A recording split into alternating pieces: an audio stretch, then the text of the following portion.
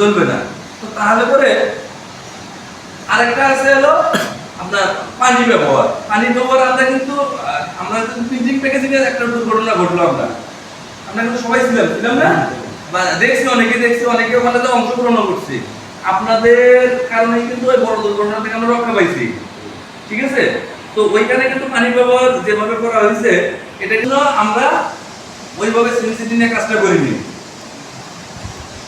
একে তো আমরা ইলেকট্রিকে প্রথম পানিটা মারছিলাম, আল্লাহ তাআলা আমাদের হায়াত ভালো রাখছিল বিধায় আমরা ওখান থেকে রক্ষা হইতে পারছি।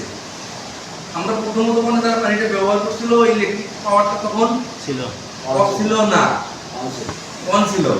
যখন ওখানে ওই ইলেকট্রিকটা মারছিল তখন কিন্তু ওটা বাস্ট করছে, ঠিক আছে? ওখানে যে কয়জন ব্যক্তি পানি মারছিল ওখান থেকে একটা লোক বাইরে যেতে পারতো না। পুরো পানি মানে নিচের উপরে যারা মারতো সবাই চুপ করে দাঁড়িয়ে দেখতো, কেউ কিছু করতে পারতো না। তবে আমাদের অটো ব্রেকার ছিল